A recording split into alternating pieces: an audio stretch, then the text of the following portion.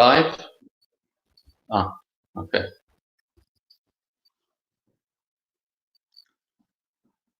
Good evening, everybody, and welcome to the beginning of Hampstead Garden Suburb Synagogue's Mental Health Series. Thank you for joining us. Mental health is something that has been on everyone's mind at the forefront of topic of conversation in recent years, but especially over the last few months. There is not a home that has been unaffected by the crisis that we currently are in. We're fortunate this evening to be hearing from a leader in the mental health arena, Rabbi Jonathan Dove. Rabbi Dove worked for 9 years as a campus rabbi to Jewish students in both Leeds and London. Since then, he's been working full-time as a psychotherapist for over 20 years. He holds a master's degree in psychotherapy and is a registered member of the British Association for Counseling and Psychotherapy, the BACP. He's completed an intensive internship in the USA with renowned psychiatrist and prolific author, Rabbi Dr. Abram J. Twersky, MD, in the treatment of addiction. He held a portfolio for drugs and mental health in the cabinet of the Chief Rabbi Emeritus, Lord Sachs. He worked for the East London Foundation Trust of the NHS as the Jewish coordinator for adult mental health services. Rabbi Jonathan Dove is the clinical director of Project Lily, an organization that works with partner organizations in the Jewish community to offer guidance, direction, and support for early interventions in mental health. Their maxim is, everyone stumbles sometimes, we're there so they don't fall. The format of this evening is we're going to be hearing about Rabbi Dove's special expertise. We will then turn it over to questions. A number of questions have been submitted in advance. If anyone would like to continue with submitting questions, please feel free to submit it in the comments, and we will try to get to as many of your questions as possible. Without further ado, I give you Rabbi Dove. Thank you, Rabbi Friedman, for that very kind introduction. And thank you all who have joined for this evening's presentation on improving our mental health, our emotional health during the COVID-19 crisis. Mental health is indeed at the forefront of people's minds at this particular time. The young royals, in particular Prince William, have spoken out from their organizational perspective. Their organization's called Heads Together, about the issues of mental health and how difficult it is for many, many people, not only dealing with mental health issues, which still have, unfortunately, some level of stigma attached to it, but also right now, especially under the coronavirus pandemic situation, where we are all socially distancing as well as isolating, it becomes all the more important to deal with the issues of mental health. Now, what I would like to do, as the rabbi said, is present something to you on the management, the effective management of stress. Stress is something that comes up all too frequently and is often a precursor or has a part to play in the generation of particular mental health issues. For example, anxiety or low mood and even depression. You have in front of you a slide, which is a slide from our organization's mental health training program. These are 3 slides that I'm going to be sharing with you from the Project Lily Mental Health Training Program. And what you should be seeing in front of you just now is the water tank analogy for stress, vulnerability, and coping.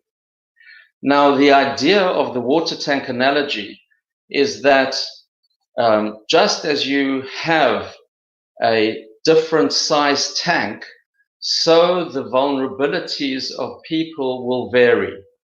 For example, a person in this metaphor or this analogy might have a very big water tank, and their vulnerability to stress is lessened as a result of the size of their water tank. If they have a particularly small water tank, then their vulnerability to stress is increased because the way they need to manage the level of the water, which in this analogy are the levels of stress, needs to be that much more specific, and they really do need to keep tabs on how to manage those stress levels. The determination of how big the water tank might be is made up of nature via nurture. I don't think it's so distinct as nature or nurture, but I would say nature via nurture, which means that a person may have a predisposition, may have a tendency towards getting stressed relatively easily, but also the upbringing as far as their family of origin is concerned, as well as, of course, the circumstances surrounding their lives. Whether those circumstances were in times of peace or times of great conflict, or indeed the situation as we have it now. A lot is being discussed online in a professional forum with regards to the situation currently, which we're at war, as the president of France wanted to say.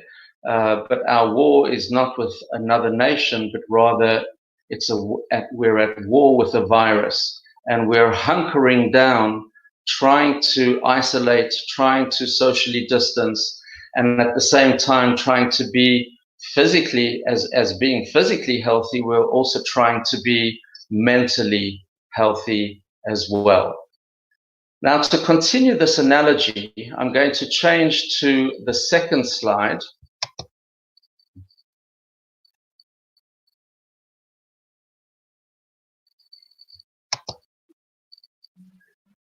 As you see in the second slide, the water tank analogy continues, and you can see in the water tank, you have on the left-hand side a small inlet pipe, and that inlet pipe represents the stressors that are affecting us in our lives.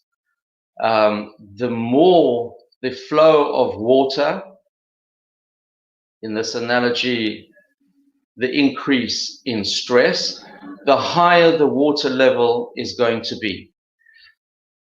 At this time, unfortunately, there's a great many stressors, most of which are out of our control. Many people now would look forward to the relatively mini stressors of Brexit, which is hardly in our minds at all, nor is it in the headlines.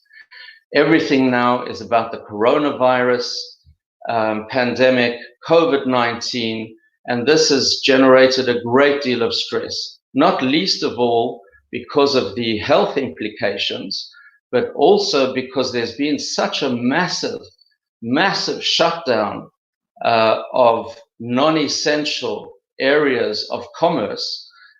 For example, the entire leisure industry has closed down. Hotels, bars, restaurants, cafes have all but closed down. And other areas of business, people are trying to work from afar, but the implications for many people, tens, if hundreds of thousands of people, is that there's also financial stressors at this particular time as well.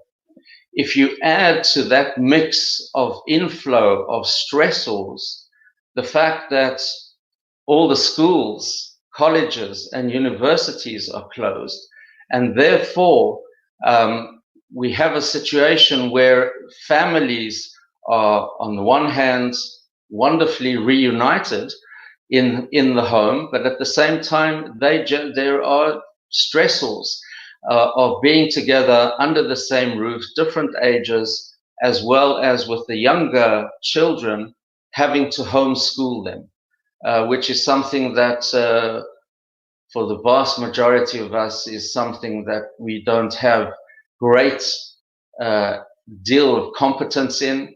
And it's a steep learning curve for all of us, trying to motivate the kids to try and get back to their school curriculum in some way or another, as well as trying to be there to answer their questions when teachers are not particularly available. So that's the water tank inflow. Those are the stressors, many of which, if not most, are out of our control. The fact that coronavirus is happening right now is something that's out of our control. The implications for commerce and for the economy are being decided at the highest level of government, and those are out of our control. And so we can try and minimize those stressors, but to one extent or another, we are going to be struggling to control them absolutely. We can make decisions about those stressors, and we'll come on to that a little bit later. So that's the challenging news. But on the other hand, we have an outflow pipe, which will be appearing on your screens in a moment.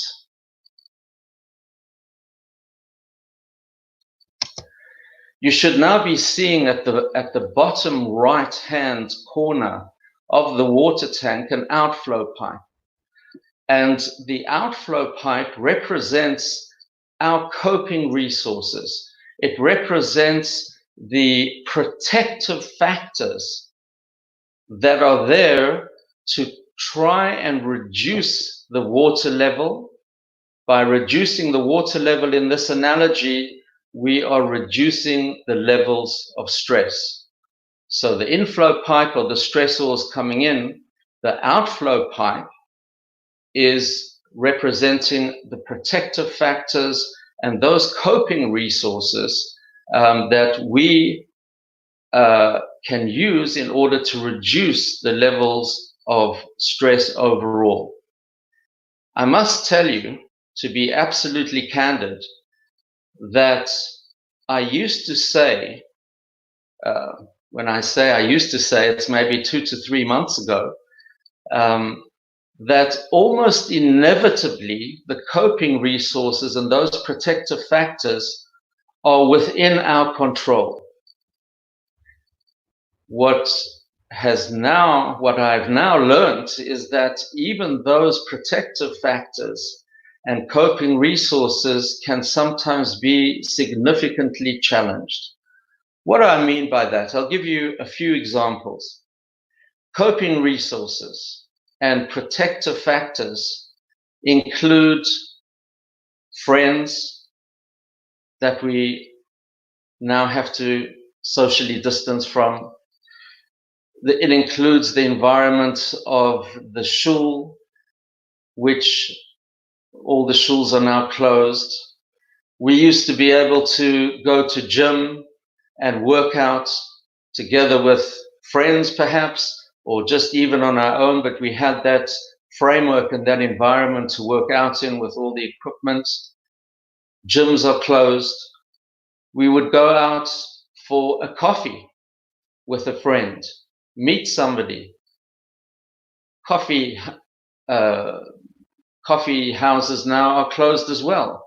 So many of those resources have diminished and have been decreased. But what's vitally important is for us to try and find ways to replicate as much as possible the coping resources and protective factors, despite the situation being what it is. An example would be, it's true, the gyms are closed, but one can exercise at home. The government still encourages us to go out once a day in order to do some form of exercise, be it cycling, walking, running, as long as we're not coming into contact with people other than our immediate family. That is allowed once a day. And so instead of going to the gym, we need to go out and go for a run together with a family member, a walk in the park. Parks aren't closed in the United Kingdom, although in some countries they are. And it has been shown that exercise is a wonderful way of reducing stress, and the implications of reduced stress means that there's less of a tendency towards anxiety and potentially low mood or depression. Research has shown, in fact, that exercising in a green environment, meaning like a park, and Hampstead Garden suburb is surrounded by greenery, green areas where you can work out, the Heath extension, various other places, to make use of that. And that, in fact, can lighten our mood and de-stress ourselves. We aren't able to connect with friends and drink that cup of coffee, but we can do that virtually. I'm not a technophobe, but I've become a lot more tech savvy as a result of this particular situation. This is the first time I'm ever using StreamYard. It's the first time I'm ever doing something live on Facebook. So for me, this is a learning experience, and I'm very thankful for the opportunity that has been offered to me to speak to Hampstead Garden Suburb Shul on this particular area. So we can do that virtually. We should try to, as great an extent as possible, Zoom our friends. We should try as much as possible to have the connections that we previously had, albeit that it will be in a different context. For example, via Zoom or via Facebook or in other ways. The strange thing that's happened, and on this I'll be concluding, is that previously people used to say that social media had the potential risks of creating social distance and potentially isolation. And isolating in a mental health context is generally understood as a negative symptom of certain mental health issues. For example, if somebody is experiencing low mood or depression, there may well be a tendency to isolate, and that would be something that we would try and invite them to engage more with friends and family. Well, lo and behold, we find ourselves in a situation where social distancing and isolation has been legislated, commanded by the government in this particular situation with all the various challenges.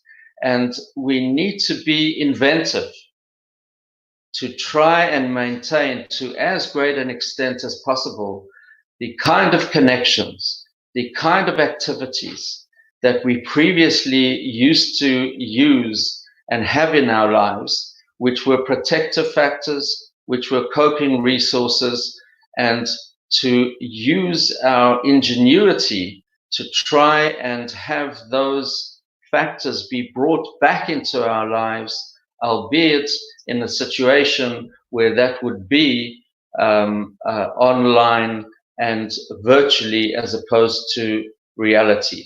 Those are just some thoughts to share with you about stress management, to as great an extent as possible to try and reduce the stressors. Many of the stressors in our lives are out of our control, but in order to maintain a reasonable level of stress in our lives, we have the outflow pipe, which are our coping resources, the protective factors in our lives. And even though those have been challenged at this particular time by the closure of leisure activities, gyms, etc., we can try and find ways as much as possible to open those up again and to try and keep our stress levels as reasonable as possible. I'll over to you, Rabbi Friedman, with some of the questions that have come up on particular areas that people have, that are bothering them at this particular time. Thank you so much, Rabbi Dov, for a really insightful and helpful analogy and some guidance as to how we can get through the current crisis and how we can deal with those inputs and outputs. We have a fabulous question that's come in from our immediate past chair, Carolyn Bogush, who asks, what can we do to ensure our water tank is as big as possible? Are there things we can manage or control? And I think as I read this question, I think about the old adage, if you have something that needs to get done, give it to a busy person. And one almost wonders whether that tank could be expanded, and maybe that's what the Almighty wants from us. What are your thoughts? As I mentioned initially, the size of the water tank is usually determined by nature through nurture. So, for example, one of the questions that I would ask in my professional life in interacting with a client who's experiencing anxiety is, who else in your family is an anxious type of person? And quite often you'll find that there may be a parental tendency towards anxiety. Now, the important thing over here is that nothing is absolute. Just because a person grew up in a particular set of circumstances will not absolutely define them. And perhaps a way that we can expand that water tank is through changing our attitude towards stressors. This is not as easy as it sounds, but it is something that could, I believe, lead to an expansion. And I'll quote to you one of the most powerful ideas that I ever came across in all my training and experience. It's a comment of Viktor Frankl, who was the famous author of a number of books, but also a psychiatrist and neurologist in Vienna. His most famous book was Man's Search for Meaning, which sold copies in the millions and was translated into many, many languages. And he went through the Holocaust. He was taken into one of the death camps together with his parents and his first wife. His parents and first wife were sadly signaled to the side of death, and he was signaled to the side of life. Just yesterday was Holocaust Day, and it's interesting, the juxtaposition in what I'm saying with that. Viktor Frankl went from that death camp to a number of labor camps, and he survived the war and went back to Vienna to retake his position as a psychiatrist at the Vienna Polyclinic. Now, he says, the reason I mentioned his background is because there's tremendous power in the words that he mentions in general, but against the backdrop of having seen his nearest and dearest sent off to the side of death during the Holocaust, and he's having been through that Holocaust experience, he says as follows, and I'm paraphrasing here. It's not a direct quote, but it's accurate. He says that people are not determined by conditions. People are determined by decisions towards those conditions. And he says nobody is free from conditions. Conditions are what are applied to us in our lives with little choice. The weather, whether you like heat or you like sun or you like rain or gray, it's going to happen to you. That's not something that we can choose to change. It's a condition that's applied to us, but it's our decision towards those conditions that will determine what sort of day we'll have if it's a little bit gray outside as opposed to the brilliant blue and sunny skies that we've been having. So from his Holocaust experience, for him to be able to say who we are, who we become in life, is not the conditions, as bad as they could be in a labor camp, or even worse, having transitioned through a death camp, but it's our decisions towards those conditions that determine who we become. And this coronavirus pandemic is an exact replica of that type of condition being applied to all of us. None of us chose to put ourselves in this position. None of us have chosen the conditions of life in the United Kingdom at this particular juncture in time, the way the government has determined that we need to live our lives. But it's our decisions towards that. And if we can have a more expansive way of deciding how we relate to those conditions, then I think that is a way to increase the size of the water tank, at least to some extent. I think those comments about Viktor Frankl are very powerful, especially in light of the way he framed himself in the camps. I mean, here he was viewing himself almost as an observer. This was an experiment in terms of his own psychotherapy. And I think it's important if we can do that, but so many of us can't. And as a third generation survivor, I know that my own grandparents, it took them decades, if at all. Today we would call it PTSD. Do you see any PTSD that will come of the current crisis, and how long will it take for us to deal with it? Well, I must say that for the last 4 to 5 years, I've been working much more in my private practice, much more intensively in dealing with trauma and post-traumatic stress, using a modality called EMDR, which is a long-winded name, eye movement desensitization and reprocessing, which has been tried and tested and been shown to be of help, and is recommended by the World Health Organization, as well as the National Institute for Clinical Care Excellence in this country. And the one thing which is glaringly obvious to me as a result of encountering people who have experienced various traumas in their lives is that trauma is always in the eyes of the beholder. It's always the way the person themselves experiences it. Now, the reason I'm emphasizing that, which on the surface may seem quite simple, is because you could have a situation where it's not yet after the 9 o'clock watershed, but let's say somebody had a situation where somebody touched them inappropriately on the tube.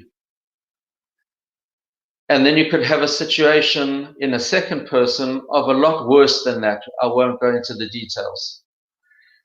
The person who was touched inappropriately on a packed tube train may be traumatized by being taken advantage of and having lost that control of her own sense of self in that way, as a result of just being touched inappropriately.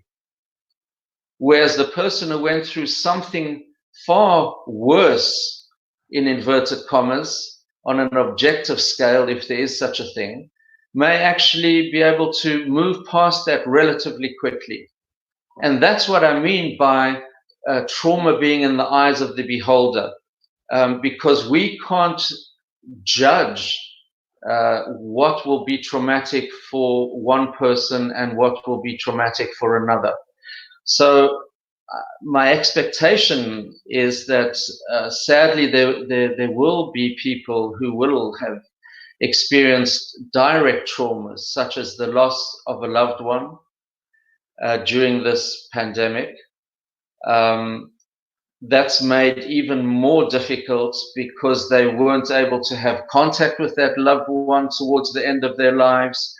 And they may have seen them walking out of the house into an ambulance, and the next thing they see is at the burial, which is a very, very difficult issue to deal with. It compounds the areas of lack of closure surrounding death of a loved one.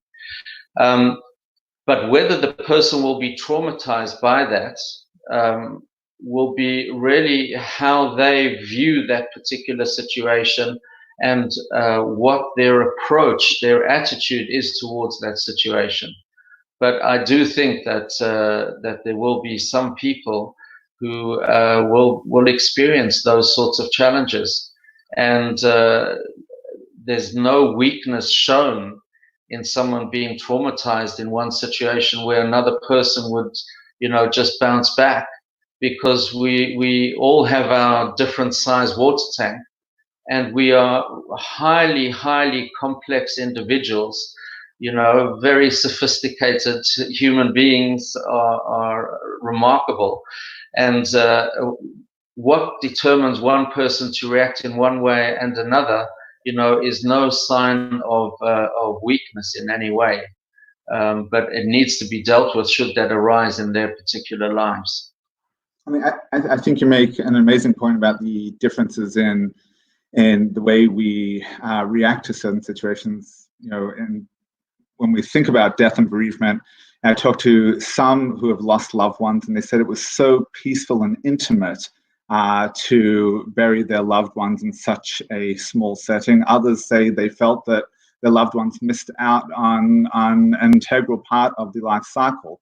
But certainly, traditionally, we think of Shiva as a cathartic experience, as psychologically assisting.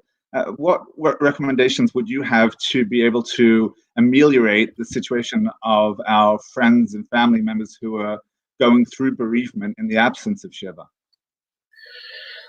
They're experiencing a Shiva of a sort, although it's a virtual Shiva. But I do absolutely agree with you that generally Shiva is regarded as a cathartic experience. I have had the experience a number of times where I've been to a Shiva, and people who are visiting the Avil, the mourner, don't quite know what to do and how to work that kind of situation. In Halakha, we are told that we should respond to the mourner's overtures rather than leading them on or interjecting. So it should actually remain for the mourner to process and to interact with people who are visiting them during the Shiva period. It's even more difficult now because when you're sitting with the mourner, you have the person right in front of you, which means that you can have an interaction with them that feels as much as Shiva is a natural experience. It feels natural. To do that over the phone is not easy, because silent pauses when you're face to face with an individual, one would expect that from time to time. But a silent pause on any form of media, whether it's the phone, whether it's on Zoom, or if I kept quiet now for as little as 20 seconds, it would be regarded as a relatively uncomfortable silence. I think that if we just call that person and make somewhat of a disclaimer, I think that can be very, very helpful. You call up the person and you say, whatever their name is, this is a difficult thing to do. I wish I could be with you at this very challenging time in your life. It's even more difficult because I don't quite know what to say over the telephone.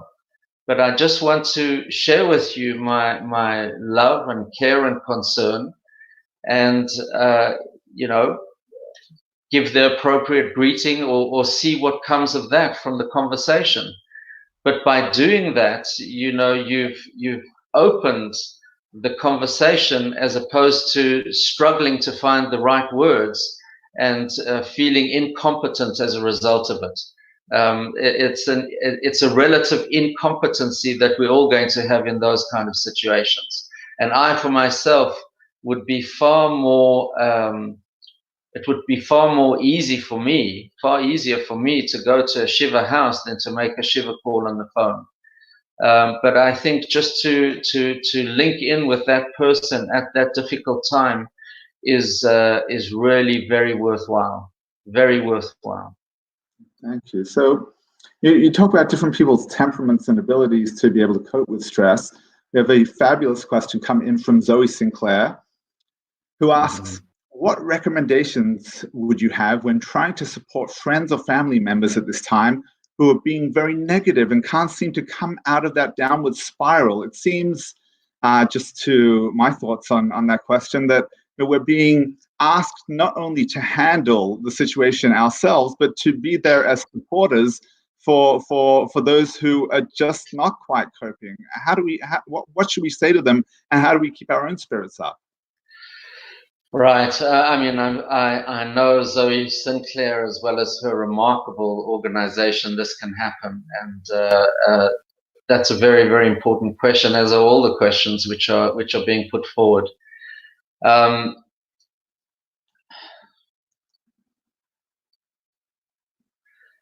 think this is a time for me to share something about mindfulness. Mindfulness is a particular type of meditation which was gifted, I would say, to the Western world by somebody by the name of Dr. Jon Kabat-Zinn, who set up the Department of Mindfulness in Medicine somewhere in New England in the United States. Mindfulness obviously comes from initially from some form of Eastern tradition, but what he has done is he has extracted mindfulness so that it is something that we can all use independent of our beliefs and of none. In fact, Oxford University, their Center for Mindfulness is not part of philosophy and not part of any arts department. It's actually part of the Department of Psychiatry, which is interesting in and of itself. Now, mindfulness is at its most simple, and I think it's best to keep things simple, is the following. Dr. Jon Kabat-Zinn defines mindfulness as the following. He says that it is paying attention in a particular way. The way I'm going to phrase it, it'll make it much easier. It's easier for me to understand and easier for you to understand via this link, is to pay attention in a particular way, 1, on purpose, 2, in the present moment, 3, non-judgmentally. So now let me go back and explain each one of those on their own, and then we'll hopefully answer Zoe's question by doing that. Paying attention in a particular way on purpose is something that anybody who has tried to daven, to try to pray with what's called kavanah, with intent, will be familiar with. If you've ever tried to pay attention in a particular way on purpose, that will be one of the type of situations where you're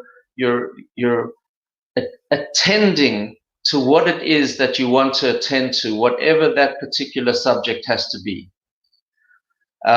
Mindfulness is very much rooted in the present.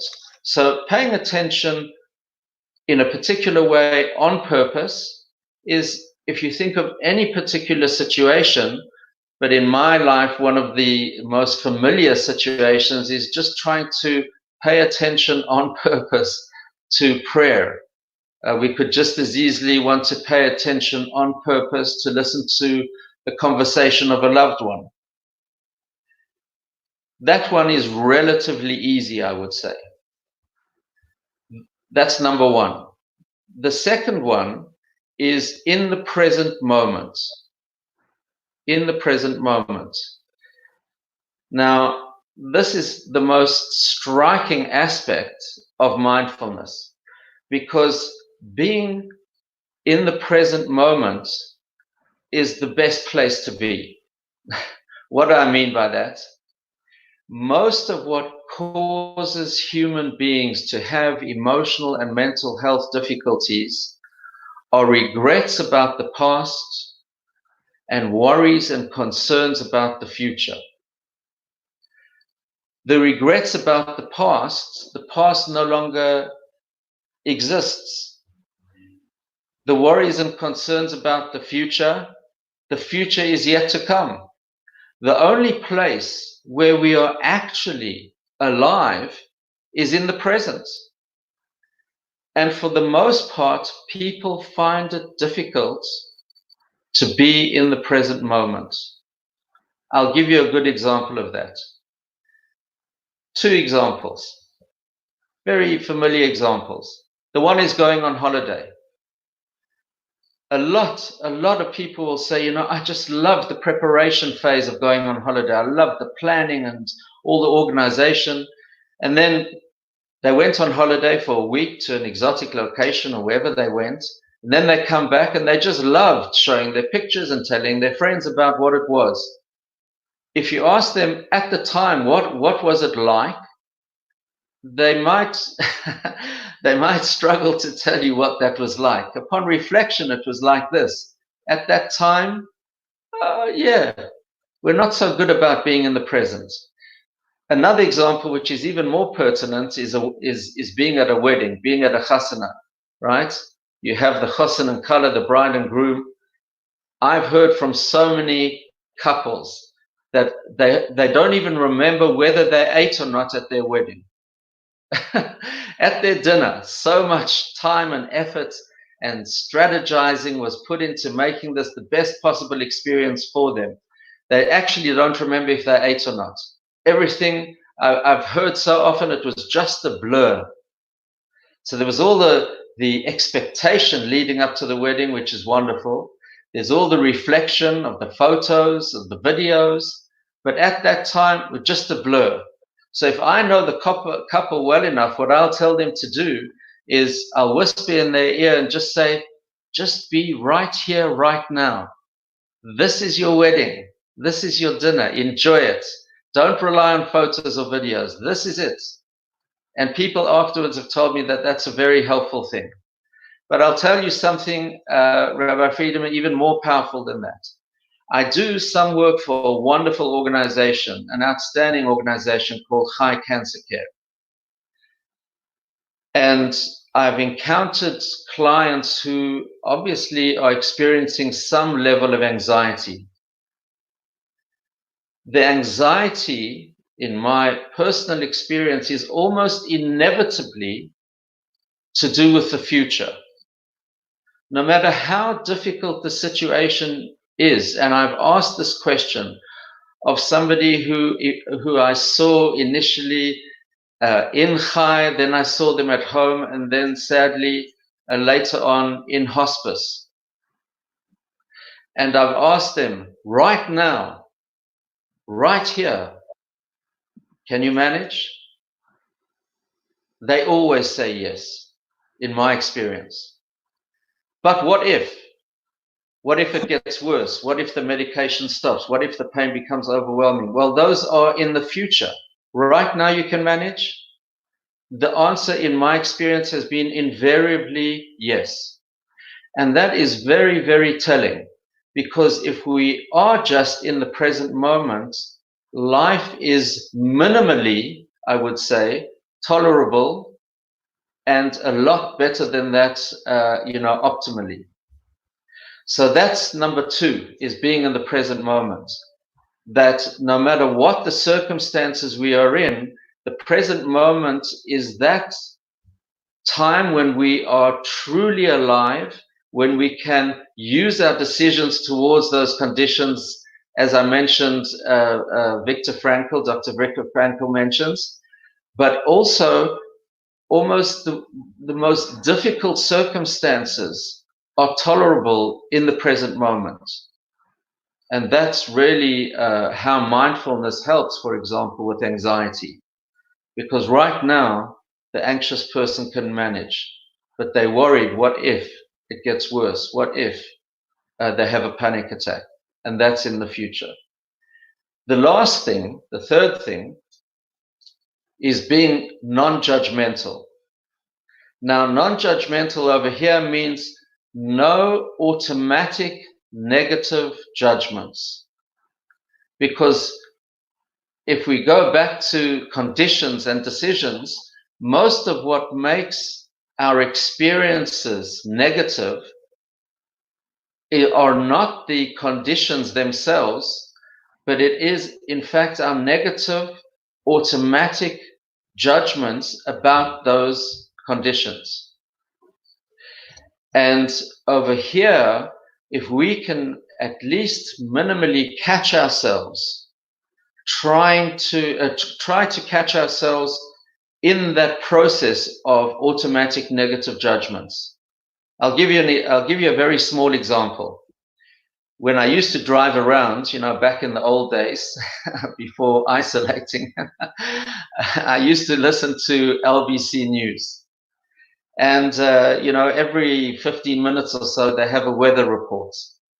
There was one particular weather reporter that I was almost moved to write in. Almost, but not quite. Because she would come on and she'd say, and now we have the weather from whatever her particular name was. And she would say, oh, it's going to be a grim day today. Gray and rainy. Okay, just report the objectivity. It's going to be a low overcast gray day with rain. Don't tell me it's going to be grim and, add in your adjectives and your subjective evaluation of the weather. Leave that up to me.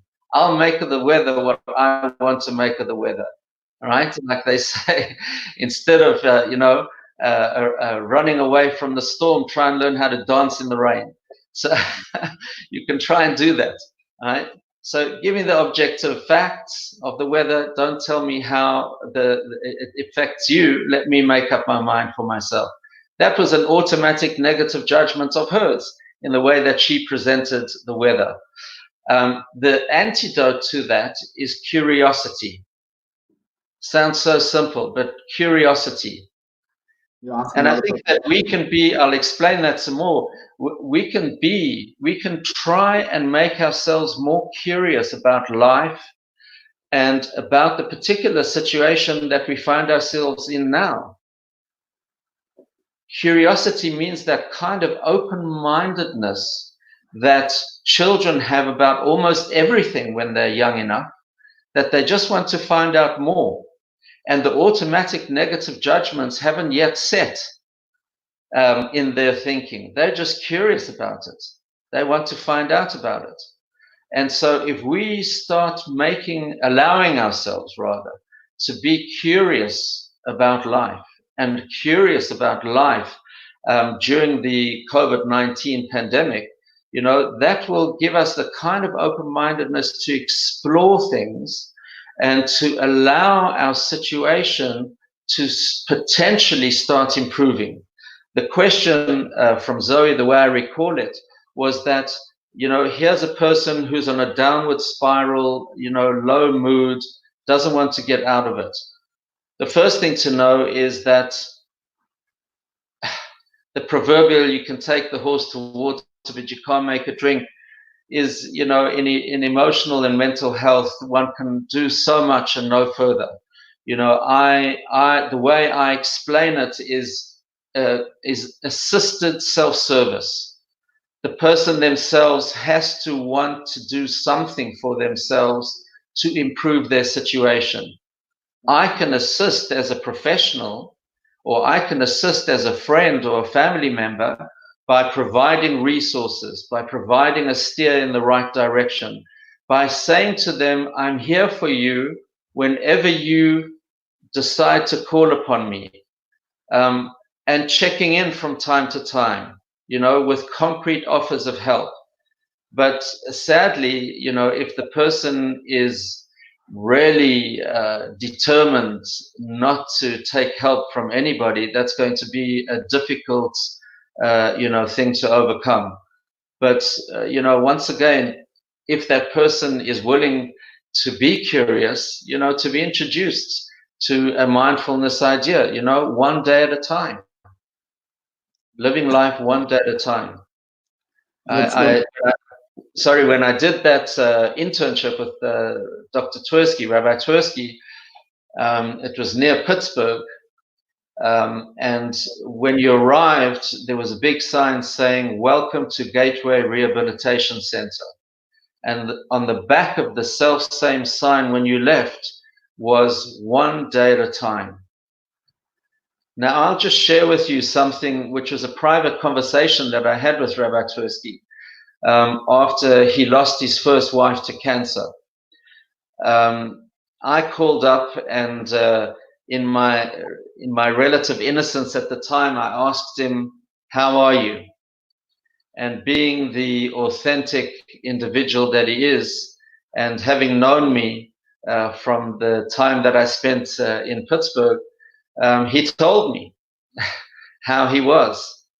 And basically the way he explained it was as follows, and I think we can all take heart from this in a way, no matter what the circumstances. He said, Jonathan, sometimes he says it's always one day at a time. And sometimes this is after, he lost his wife. It's sometimes 1 hour at a time. And sometimes it's even 1 minute at a time. And sometimes it's putting one foot in front of the other. But you know what? If you're putting one foot in front of the other, that means you're moving forward, and that's okay. Wow. That's the viewpoint from somebody who, is himself a Hasidic Jew, regarded at the time, his rehabilitation center was rated in the top 12 in the entire United States by Forbes magazine. And after the loss of his wife, right? How personal could that ever be? But if we're putting one foot in front of the next, then that means that we're moving forward. And even if it's one tiny step at a time, that's okay. It's okay not to be okay at times. The only time that not being okay becomes a problem or a difficulty is when not being okay has a long duration or a very high intensity. So if a person's been feeling not okay, whatever that means, over a long period of time, typically for a diagnosis of depression, that would be around about 2 weeks, for example. Usually 2 weeks is the minimum, but I'm no doctor, so, please ask your competent medical professional. As well as high intensity of symptoms, when the person is feeling dreadfully low, as opposed to just, kind of low mood, which may happen from time to time. But that's, I hope that's somewhat of an answer for Zoe's question. We can be there to offer assisted self-service. The person has to be willing to want that in some way. Thank you. Those 3 guidelines to be able to achieve mindfulness are very helpful. We have a question that's come in from Dr. Michael Greenberg, who wants to know what the Jewish view on meditation is. And I guess, does that help from a psychological perspective? And second to that, we also have from the Greenberg household a question about prayer as a vehicle for meditation. Right. Okay. Excellent. I mentioned mindfulness meditation. I only have insight into mindfulness meditation. I can't tell you at all about transcendental meditation. I'm completely uninformed about that. But mindfulness meditation is something that, despite its origins in the East, the idea of mindfulness is something that exists within Judaism. As I mentioned, as far as paying attention in a particular way, number one is on purpose. The very example that I gave of that, which would be a potential mindfulness meditation, is prayer. I think that prayer can and should be very meditative. Certainly our silent Shmona Esrei, our silent Amidah, the standing prayer, should be something that should be meditative. And that can go a long way just to allow ourselves to settle a bit and ground ourselves. One of the ways, by the way, this is a very insightful aspect of mindfulness. Our minds are the closest we will get to infinity in this limited world. I can close my eyes and go to a place that I've never been, to Sydney, Australia. I can close my eyes and go to a place that I spent the first 25 years of my life in, Johannesburg, South Africa. My mind can go anywhere, and it does.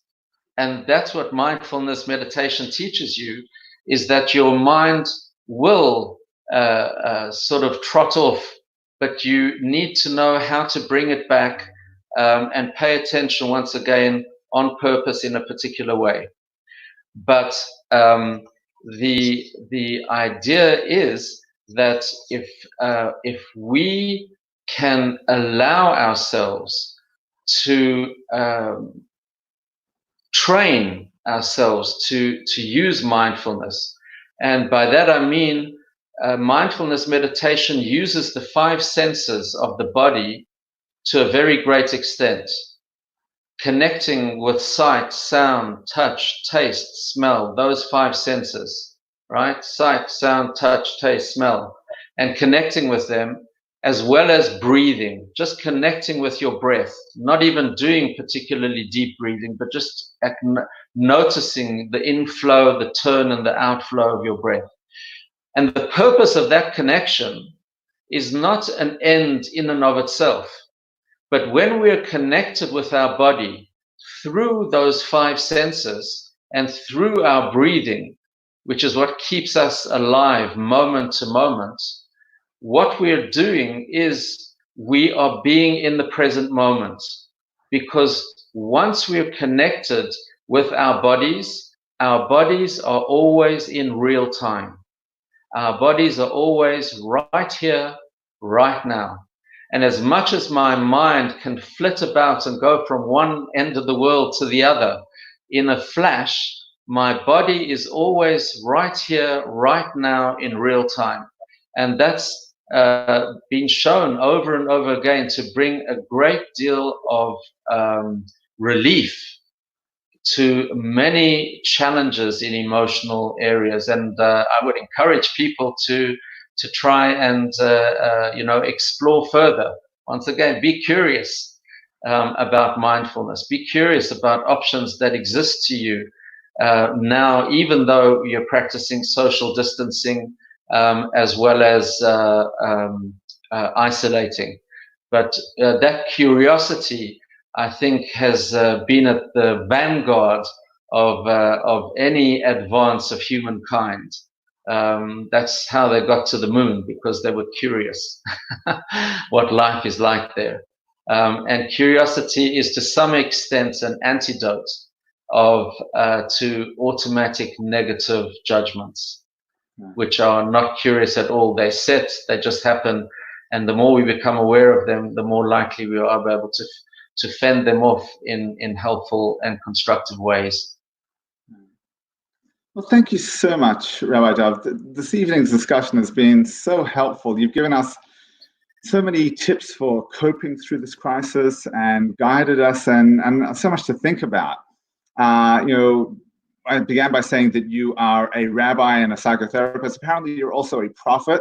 Your mind, when you closed your eyes, your mind took you to Sydney, Australia, as you answered a question from the Greenbergs, who we just happened to bump into in Sydney, Australia, when we. Wow. So.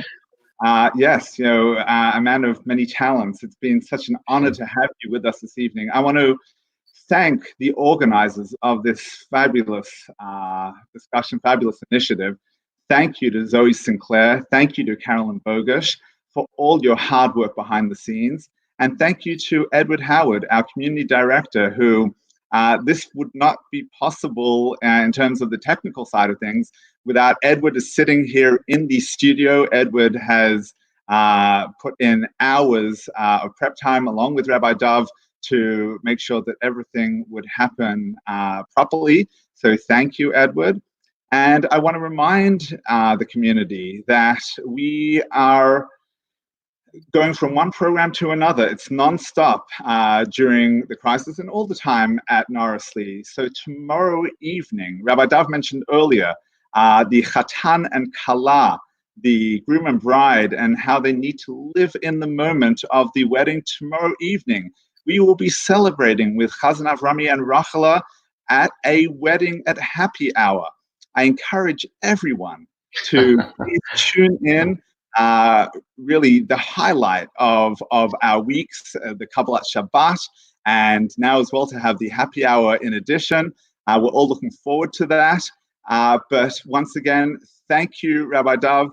Thank you to everyone for tuning in this evening, and wishing everyone, on behalf of Rabbi Nebbatya and myself, Rabbi Rebbetzin Gutentag, Chazan Avrami and Rachela, Chair Neil Levinson, and the HOs and council and staff, that you stay healthy and safe.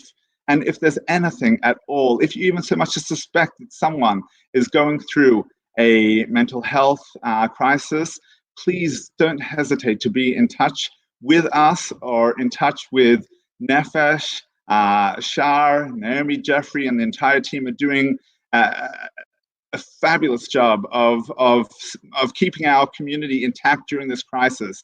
Yasher koach to you all. Yasher koach to the council. Yasher koach everyone. Thank you. Stay safe and healthy. Good night. I'd like to say thank you also to all the organizers and to Rabbi Friedman, just to echo your sentiments. As I mentioned right at the very beginning, those 3 slides that I used to illustrate the stress, vulnerability, and coping model are an extract from the Project Lily mental health training. If anybody's interested, we can do that Zoom enabled, and now even perhaps via StreamYard. I want to thank Edward for enabling me to do this.